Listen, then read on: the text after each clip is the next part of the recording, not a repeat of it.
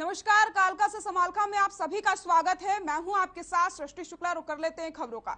एलनाबाद से विधायक अभय सिंह चौटाला ने प्रेस वार्ता करके कहा कि पंजाब विधानसभा में स्पेशल सेशन लाकर चंडीगढ़ को पंजाब में शामिल करने का जो रेजोल्यूशन पास किया गया है, इससे वो बेहद नाराज हैं।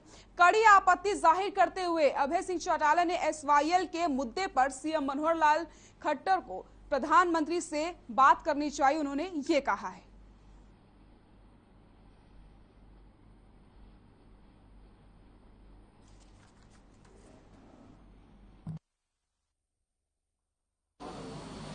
पंजाब की असेंबली ने कोई स्पेशल सेशन बुलाया और सेशन बुला करके जो उन्होंने एक रेजुलेशन पास किया कि चंडीगढ़ जो पंजाब को दिया जाए। पंजाब के अंदर जब भी कोई गवर्नमेंट बनती है तो वो इस किस्म के फैसले लेती रही है। हरियाणा को वैसे तो छोटा भाई कहते हैं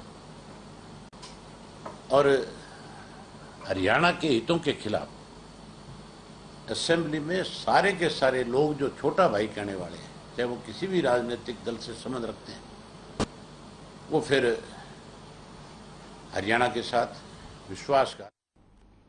सरकार भले ही 1 अप्रैल से गेहूं की खरीद मंडियों में शुरू करने के आदेश दे चुकी हो, लेकिन इसके बावजूद भी अंबाला अनाज मंडी में किसान अपनी फसल लेकर नहीं पहुंच रहे। एक तरफ तो अधिकारियों ने पूरी तैयारियां की हुई हैं, गेट पर ही टेंट लगाकर किसानों के बैठने की व्यवस्था की गई है। गेहूं की खरीद करने के लिए हैपेट के अधिकारी भी मंडी में बैठे हैं, लेकिन किसान यहां पर अपनी फसल बेचने के लिए नहीं पहुंचे।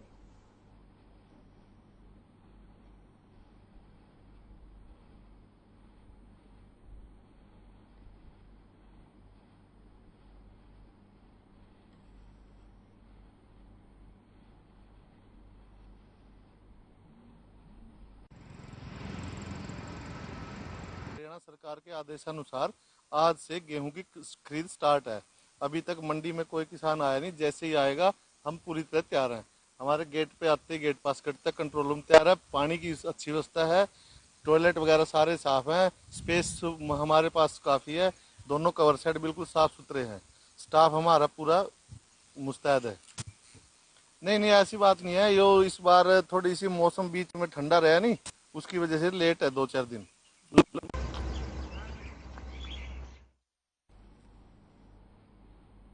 सिरसा मंडी में गेहूं खरीद के पहले दिन ही गेहूं का एक भी दाना मंडी नहीं पहुंचा। दरअसल किसानों का यह कहना है कि अभी 1 सप्ताह का समय गेहूं फसल की कटाई में लगने वाला है, यानी करीब 7 अप्रैल के बाद ही गेहूं की उपज किसान मंडी तक लेकर आएंगे। वहीं मंडी प्रशासन का दावा है कि गेहूं खरीद के पुख्ता प्रबंध किए गए हैं, लेकिन किसानों का कहना है कि मंडी में पेयजल का समुचित प्रबंध नहीं किया गया है। तो एक तरफ जहां खरीद गेहूं की शुरू हो चुकी है, सरसों की खरीद शुरू हो चुकी है, ऐसे में किसान अपने अनाज को लेकर के मंडियों तक नहीं पहुंच रहे, क्योंकि उनका ये कहना है कि अभी थोड़ा समय लगेगा फसलों को काटने में।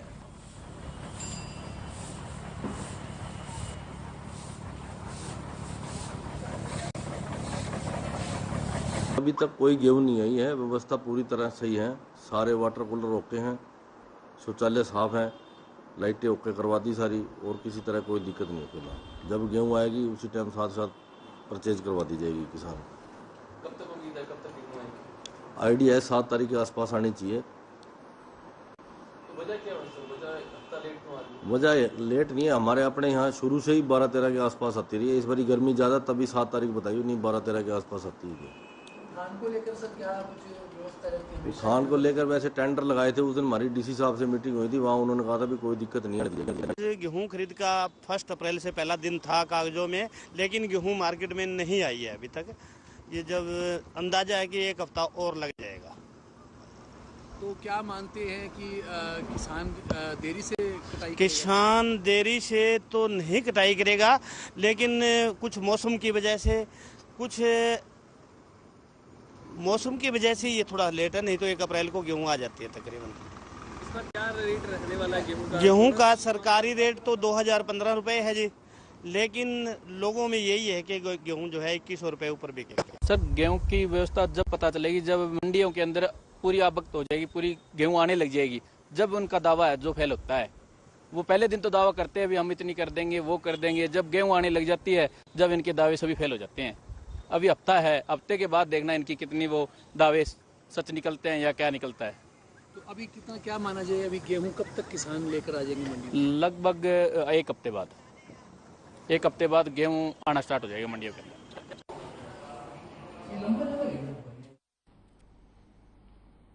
अंबाला में महंगाई बढ़ने के साथ साथ अब सड़क मार्ग पर भी चलना लोगों के लिए महंगा हो गया है। दरअसल 1 अप्रैल से सरकार ने सभी टोल प्लाजा पर टोल टैक्स बढ़ा दिए हैं, लेकिन नेशनल हाईवे नंबर 1 पर आने वाले किसी भी टोल पर रेट नहीं बढ़े, क्योंकि यहां पर हर साल सितंबर में ही रेट डिवाइस किए जाते।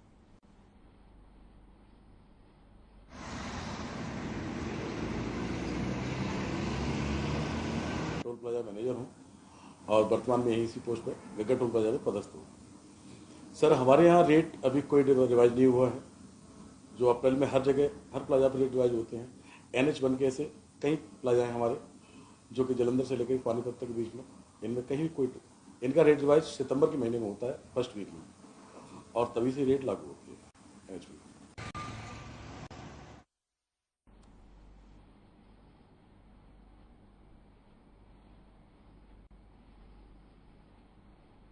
महिला एवं बाल विकास मंत्री कमलेश ढांडा ने प्ले स्कूल का उद्घाटन किया। मंत्री कमलेश ढांडा ने शक्तिनगर राजकीय प्राथमिक पाठशाला परिसर में प्ले स्कूल का रिबन काट करके शुभारंभ किया। इस दौरान महिला एवं बाल विकास मंत्री कमलेश ढांडा ने बताया कि कुरुक्षेत्र में 377 प्ले स्कूल शुरू हो रहे हैं, जबकि कैथल में 240 प्ले स्कूल शुरू हो रहे हैं। इस दौरान राज्य मंत्री कमलेश ने अभिभावकों से अपील करके कहा कि वो अपने बच्चों का पंजीकरण करवाएं और प्ले स्कूल में उन्हें जरूर भेजें।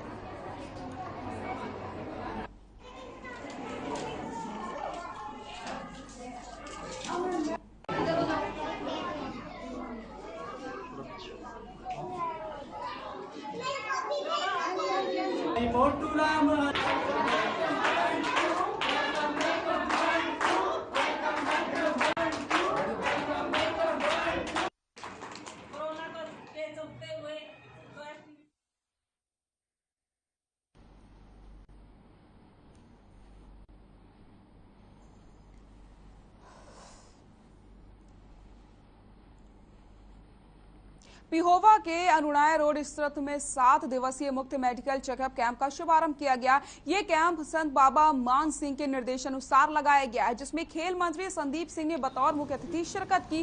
संत बाबा मान सिंह ने कहा कि उनका उद्देश्य गरीब और जरूरतमंद लोगों की सहायता करना है। उन्होंने ये भी कहा कि अस्पताल में 7 अप्रैल तक सुबह 9 बजे से 5 बजे तक हर प्रकार की बीमारियों का चेकअप मुफ्त में किया जाएगा, और जो जरूरतमंद लोग आर्थिक तौर पर बिल्कुल असमर्थ हैं उन्हें दवाई भी मुफ्त में दी जाएंगी। उन्होंने हल्का वासियों से आह्वान किया है कि अस्पताल को अपना सहयोग दें, क्योंकि लोगों के लिए PGI जैसी सुविधाएं यहां उपलब्ध होंगी।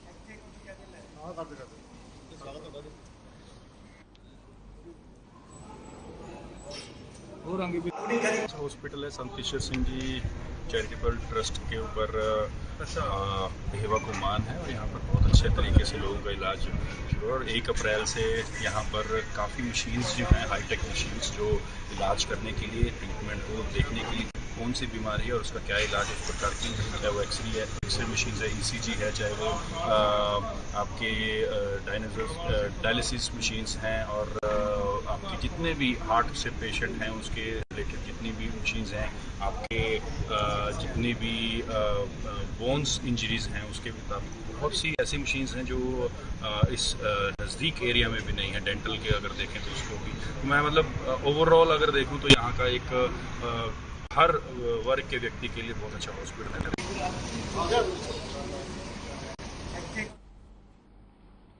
पानीपत असंध रोड पर ओवरलोडिंग डंपरों का कहर देखने को मिल रहा है, जिसकी वजह से आए दिन लगातार हादसे हो रहे हैं। ऐसा ही एक ताजा मामला कल देर रात नारा गांव के अड्डे से सामने आया है, जहां पर तेज रफ्तार डंपर ने कार को कुचल दिया है।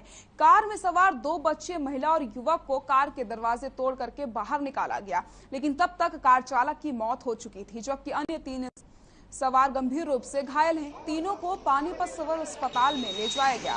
वहीं मौके का फायदा उठाकर डंपर चालक फरार हो जाता है, जिसकी पुलिस तलाश कर रही है। वहीं गुस्साए परिजनों ने सुबह डंपर चालक की गिरफ्तारी और इन पर नकेल कसने की मांग को लेकर के पानीपत असंध रोड को 2 घंटे तक जाम रखा और नारेबाजी की। इसके बाद आनन फानन में पुलिस भी मौके पर पहुंच गई। ग्रामीणों को आश्वासन दिया गया है, जिसके बाद जीटी रोड को खाली करवाया गया।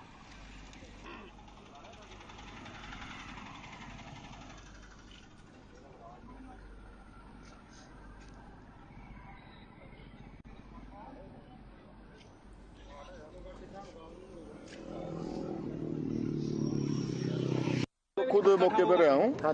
तड़के 4 बजे गए थे जब उसको डंपर को खुद ही लेके गया था। ठीक है, बात रही पर्चा गांव के जो इसी गांव के जो परिजन है वो जा रहे हैं थाने में, बैठे हैं, कार्रवाई करने लग रहे हैं उसके खिलाफ। डंपर हमारे पास थाने में है। और रही सड़क खराब की, एक्शन से बात कर लेंगे, सरपंच साहब से मिलवा देंगे उनको, जो उचित होगा वो मेरा जो सहयोग होगा मैं इनको साथ लेके जाऊंगा। जी मैं वहाँ टुंटी के पास खड़ा था, ट्रक उधर से आ रहा था और यहाँ से गड्डी को उठा रोंग साइड ले लिया था ट्रक वाले ने। गड्डी आराम से थी और यहाँ आके छोड़ा था, गड्डी ट्रक के तले दब रही थी, अंदर बढ़ गई थी ट्रक के। तो हम लोगों ने निकाला, रात हम 5-6 जने थे, हमने निकाला। क्या देखा आपने? गलती ट्रक वाले की थी, रोंग साइड चल रहा था। ट्रक क्या लोड था? ट्रक में राखी लोड थी।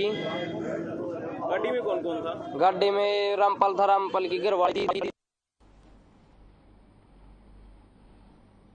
शिक्षा मंत्री कंवरपाल गुर्जर ने चंडीगढ़ में 134 ए समाप्त करने के बाद कहा कि किसी को भी इससे घबराने की जरूरत नहीं है। जो बच्चे 134 ए के तहत मौजूदा समय में शिक्षा प्राप्त कर रहे हैं वो पढ़ते रहेंगे, उनका सारा खर्च सरकार संभालेगी। इसके अलावा उन्होंने ये भी कहा कि राइट टू एजुकेशन पॉलिसी के तहत गरीब परिवार के बच्चों को और भी अधिक लाभ मिलेगा। पहले 134 ए के तहत 10% गरीब परिवार के बच्चों को लाभ मिलता था, लेकिन अब 25% बच्चों को लाभ मिलेगा।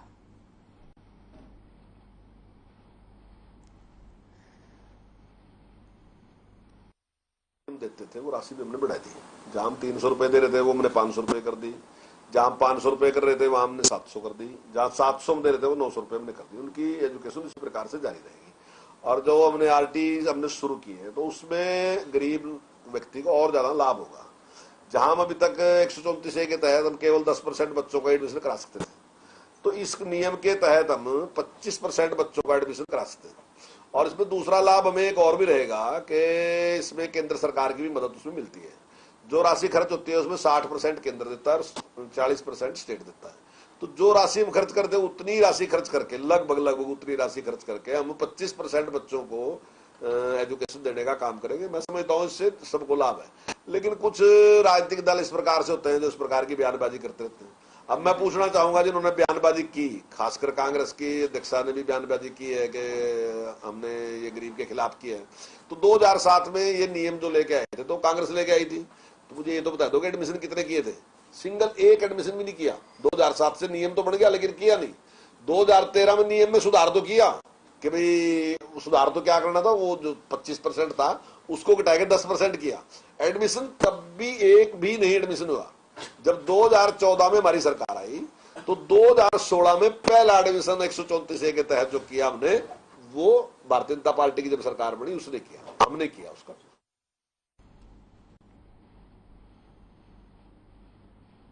प्रदेश में निजी स्कूलों में दाखिले को लेकर के 134 ए को खत्म कर दिया गया है, जिसका सिरसा वासी विरोध कर रहे हैं। इसी कड़ी में सिरसा के अंबेडकर चौक पर प्रशासन के खिलाफ जमकर नारेबाजी की गई है। इसके अलावा पिछले दिनों एक दलित स्टूडेंट के साथ कुछ दबंगों ने मारपीट करने और उसकी पढ़ाई बाधित करने के मामले को लेकर भी इन लोगों का गुस्सा फूटा है। उन्होंने कहा कि पुलिस ने दलित समाज के युवक पर एक लड़की से छेड़छाड़ करने का झूठा मामला दर्ज किया है। लगाओ, लोगों की जेब पर धक्का मार रहे हैं। वो सरकार बदलनी है, नहीं चलेगी, नहीं चलेगी, नहीं चलेगी, नहीं चलेगी। 134 से बहाल करो, बहाल करो, बहाल करो, 134 से बहाल करो, बहाल करो, बहाल करो। हरियाणा सरकार मुर्दाबाद, मुर्दाबाद, मुर्दाबाद, हरियाणा सरकार मुर्दाबाद। चोर चुन के चक्कर में संघर्ष हमारा नारा है। संघर्ष हमारा नारा है।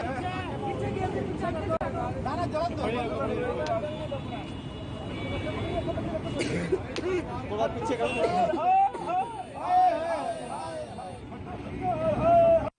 ऐसा था कि शाहपुरिया गांव का एक बच्चा है जो 10th क्लास का स्टूडेंट है। उसको कई बार डीओ साहब ने पढ़ाई के लिए सम्मानित किया गया कि वो अच्छा पढ़ाई में इंटेलिजेंट है, लेकिन इसके बावजूद भी उस बच्चे को कुछ लोगों की, दबंग लोगों की शिकायत से उसको स्कूल से निकाल दिया गया। कारण क्या था कि एक बच्चे के स्कूल में ज़्यादा नंबर आ गए और उस कारण से रंजिश रखते हुए जाटों ने मिल करके उसके बाप को और उसको खेतों में ले जा करके पीटा। उसके बाद पीटने के बाद उसको स्कूल से निकलवाया। आज वो बच्चा स्कूल के लिए हमने उसको स्कूल में 31 तारीख को उसका पेपर था, लेकिन स्कूल वालों ने उसको एग्जाम दिलवाने से बिल्कुल मना कर दिया। आज प्रोटेस्ट करने के दो मामले थे। एक तो हरियाणा सरकार ने, जो हरियाणा की भाजपा पूंजीपतियों की सरकार है, उन्होंने जो 134A की स्कीम हरियाणा के अंदर चल रही थी, जिसके अंतर्गत किसी भी समाज का बच्चा हो, वो किसी भी प्राइवेट स्कूल में एक एग्जाम पास कर करके अच्छे प्राइवेट स्कूल में मुफ्त शिक्षा हासिल कर सकता है, जिसका गहन हरियाणा सरकार करती है। प्राइवेट स्कूल के संचालकों का कहना है कि हरियाणा सरकार हमें आज तक फंड नहीं दे रहा, करोड़ों का सरकार का फंड अभी बकाया है प्राइवेट स्कूलों का।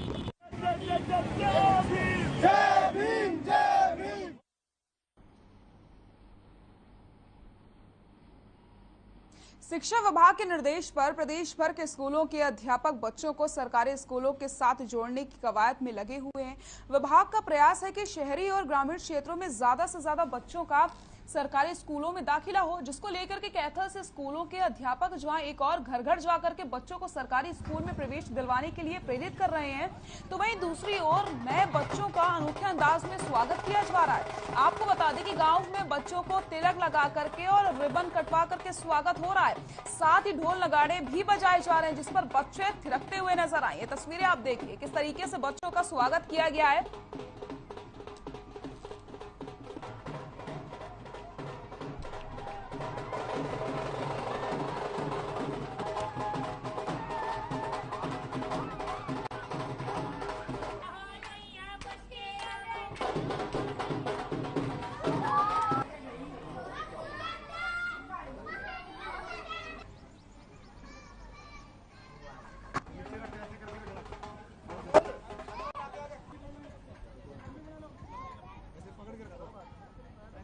तो शिक्षा में बढ़ावे के लिए नया कदम उठाया गया। आप देखिए किस तरीके से थाली सजवा करके बच्चों का सबसे पहले तिलक उतारा जाता है और उसके बाद ढोल नगाड़े बजा करके उनका स्वागत होता है। तो एक अनोखे अंदाज में यहाँ पर बच्चों को प्रेरित किया जा रहा है कि सरकारी स्कूल में वो एडमिशन ले। तो ये तस्वीरें भी आपके सामने आप देखिए, ढोल नगाड़े बजवा करके बच्चे यहाँ पर जमकर थिरकते हुए नजर आए हैं। एक अनोखा अंदाज यहाँ पर देखने को मिल रहा है, जहाँ पर बच्चों को शिक्षक प्रेरित कर रहे हैं।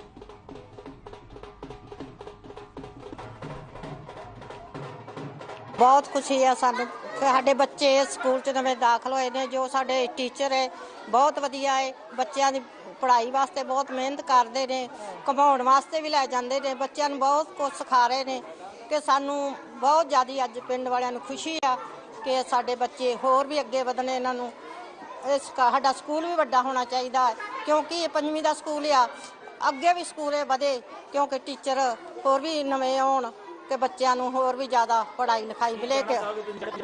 यहाँ पर प्रवेश उत्सव मनाया जा रहा है। इसी कड़ी के अंदर हमने यहाँ पर इस त्यौहार को एक जो है उत्सव के रूप में मनाया जा रहा है। यहाँ पर हमने यहाँ पर ढोल नगाड़ों के साथ बच्चों का स्वागत किया है और यहाँ पर हम बड़े ही हर्षोल्लास से हम जो है आज प्रवेश उत्सव को मनाया जा रहा है। यहाँ पर जी सर, हरियाणा सरकार द्वारा जो है समय समय पर बच्चों को यहाँ पर वर्दी और वजीफा और अन्य सभी प्रकार की सुविधाएं दी जा रही हैं। हमारा स्कूल यहाँ पर सभी सुविधाओं से जो है परिपूर्ण है। यहाँ पर हरा भरा। कालका से समालखा में फिलहाल के लिए इतना ही। नमस्कार।